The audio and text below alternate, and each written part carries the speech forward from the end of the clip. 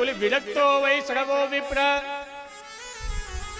वेद शास्त्र विशुद्ध कृत दृष्टांत कुशलो धीर वक्तः कार्योति निष्क्रियः।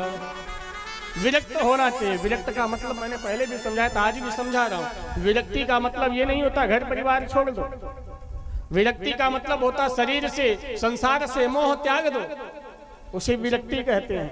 शरीर का संबंध संसार से है तो उसका पालन करना है, आत्मा का संबंध परमात्मा से है, केवल उससे पालन करना, इसी को विरक्ति कहते हैं।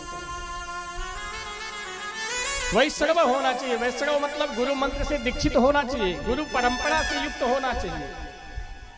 ये नहीं कोई भी व्यासपीठ पे ऐसे सबको बैठने का अधिकारी नहीं है, किसी गुरु परंपरा से युक्त होना चाहिए, गुरु का आशीर्वाद उसके ऊपर हो, वह वैष्णव होना चाहिए, विप्र होना चाहिए, ब्राह्मण होना चाहिए। नाम का ब्राह्मण नहीं बंधु, कर्म से भी ब्राह्मण होना चाहिए। ये नहीं कि ब्राह्मण हो, पता लगा मंच पे बैठ रहा तो पहले कमला पसंद खा के बैठ रहा है।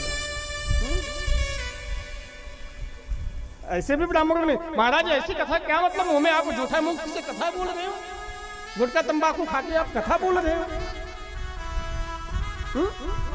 पता लगा कहते हैं कितने, मैंने श्रावण में आया सुनने में आया कि भांग का गोला खा के कथा बोलते महाराज।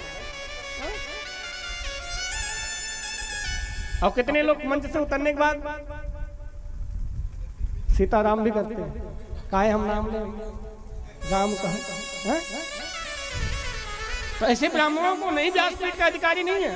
ब्राह्मण हो जो कर्म से, धर्म से, हर प्रकार से व्यवस्थित हो, भजनानंदी हो, भगवान का नाम जाप करता हो, संध्या वंदन करता हो, अध्ययन करता हो शास्त्रों का, वेदों का, पुराणों का, वो ब्राह्मण बैठने का अधिकारी।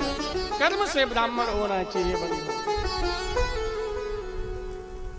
विप्र होना चाहिए, वेद शास्त्र विशुद्ध कृत, वेदों को शास्त्रों को जानने वाला होना चाहिए। दृष्टांत कुशलो धीर, दृष्टांत देने में कुशल होना चाहिए। ये नहीं कि प्रसंग कहता चला जाए, किसी को समझ में ही नहीं आवे, दृष्टांत दे, समझावे कि ऐसे ऐसे होता है। आप लोगों को समझ में आ रही है ना कथा? नहीं तो कह दो महाराज आप एक बात नहीं समझ में आ रही है। दृष्टांत कुशलो धीर है, वक्ता कार्य होती नहीं, इसलिए ऐसे वक्ताओं का चयन करना चाहिए बंधु। ऐसे वक्ताओं को बुलाना चाहिए, ऐसे वक्ताओं को नहीं बुलाना चाहिए कि मतलब वो 7 दिन कुछ भी बोल के चले गए, आप एक अच्छा नहीं समझ में आया। अच्छा हम एक एक वक्ता देखें, बुराई हम किसी की नहीं कर रहे हैं, भगवान माफ करें, क्षमा करें। वो 7 दिन क्या बोलते हैं हम खुद ही नहीं समझ पाते। हम भी जाते हैं कथा सुनने, ऐसी बात नहीं है कि अगर हम, भगवान ने हमें यह सौभाग्य दिया है बोल कथा श्रवण कराने का, तो हम कथा श्रवण करने भी जाते हैं। जैसे क्षेत्र में कहीं कथा होती है, अगर खाली है तो जाते हैं अवश्य हम भी इस कथा सुनने। तो कहीं कहीं सुनते हैं, ऐसा बोलते हैं समझ में नहीं आता, प्रसंग चलता है, धुंधकारी पहुंच जाते हैं तुरंत ध्रुव चरित्र। तो ऐसे ही से वक्ता भी देखते हैं।